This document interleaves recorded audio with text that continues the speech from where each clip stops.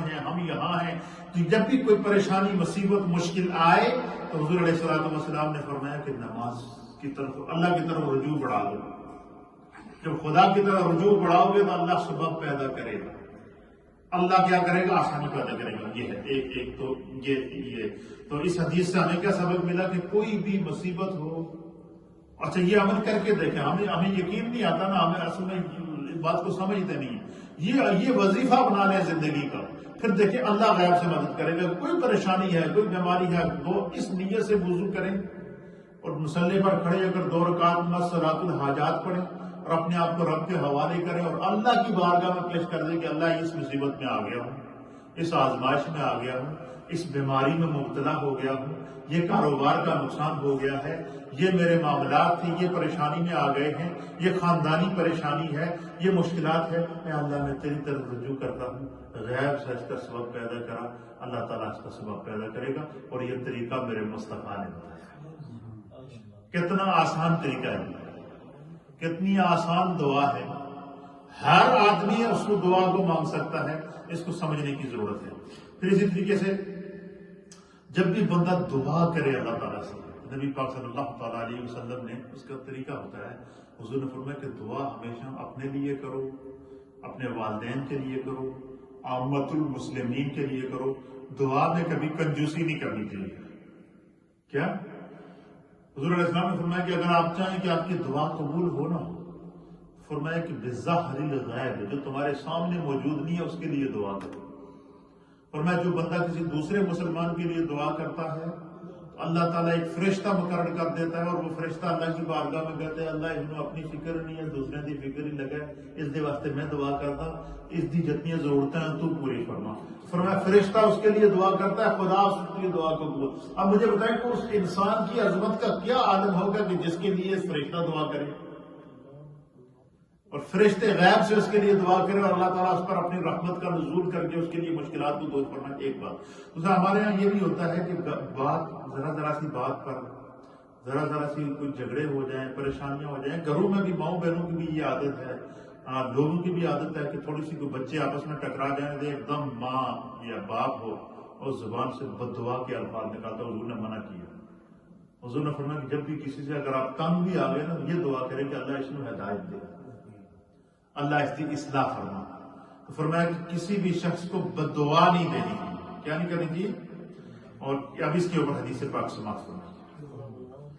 امام مسلم نے اس کو صحیح مسلم میں نقل فرمایا. وعن جابر رضی اللہ تعالیٰ عنہ قال، حضرت سیدنا جابر بن عبداللہ رضی اللہ تعالیٰ عنہ آپ روایت فرماتے ہیں کہ قال رسول اللہ صلی اللہ تعالیٰ علیہ وسلم، کہ حضور علیہ الصلوۃ والسلام نے فرمایا کہ لا تدعوا علی انفسکم، حضور نے فرمایا کہ اپنے آپ میں کبھی بد دعا نہ دیو.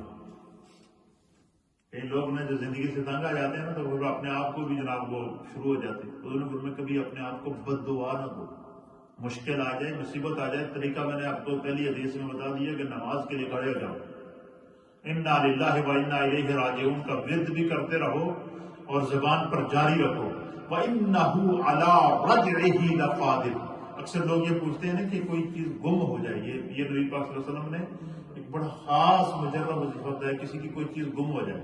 یہ بسا اوقات یہ ہوتا ہے کہ گھروں میں کوئی چیز رکھی تو بندہ بھول گیا، یا وہ ہوتا ہے کہ کسی کا کوئی بچہ غائب ہو گیا تو نہیں پتہ چلتا، کوئی بندہ کہیں غائب ہو گیا نہیں پتہ چلا. کوئی بھی چیز غائب ہو جائے اور بندہ چاہے کہ وہ مل جائے آسانی کے ساتھ، تو فرمایا کہ یہ سورہ قرآن پاک کی سورت ہے سورہ طارق، والسماء والطارق وما ادراک ما الطارق النجم الثاقب. یہ سورہ طارق کی ایک آیت ہے، وَإِنَّهُ عَلَىٰ رَجْعِهِ لَقَادِرٌ، إِنَّهُ عَلَىٰ رَجْعِهِ لَقَادِرٌ. اور میں کوئی چیز گم ہو جائے تو یہ آیت پڑھا کریں، إِنَّهُ عَلَىٰ رَجْعِهِ لَقَادِرٌ. خداوند قدوس کو گمی ہوئی چیز یا چوری ہو جائے اور چوری ہوئی چیز واپس کروا دے. کوئی چیز گم ہو جائے یا بندہ کوئی چیز بھول جائے تو اللہ تعالیٰ اس کے لیے اسباب پیدا کر دے گا. تو حضور علیہ السلام نے فرمایا کہ لا تدعوا علی انفسکم. حضور نبینا علیہ الصلوۃ والسلام نے فرمایا کہ اپنی جانوں کو، ولا تدعوا علی اولادکم، نہ اپنے آپ میں بد دعا دے تو نہ اپنی اولاد میں بد دعا دے. فرمایا اپنی اولاد کو کبھی بد دعا نہیں دو. ہاں اگر اولاد نے زیادتی کر دی ماں باپ کے ساتھ، دل دکھا دیا. فرمایا کہ ماں باپ کی دعا فوری اولاد کے حق میں قبول ہوتی ہے. تو آپ ماں باپ بجائے اس کو بددعا دیں گے یہ تباہ ہو جائے، نعوذ باللہ اس کا گھر تباہ ہو جائے، اس کے بچے تباہ ہو جائیں، اس نے ہمیں چھوڑ دیا تو یہ کسی کام کا نہ رہے. فرمایا یہ دعا دینے کے بجائے یہ کہو کہ اللہ اس میں ہدایت عطا فرما.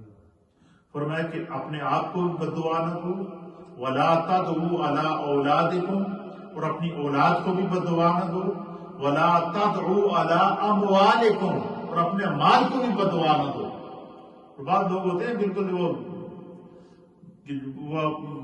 کدے کچھ بھی نہ بچے بس. فرمایا اپنے مال کو بھی اچھا اس کا میں آگے تشریح میں بتاؤں گا، پہلے حدیث سن لیں.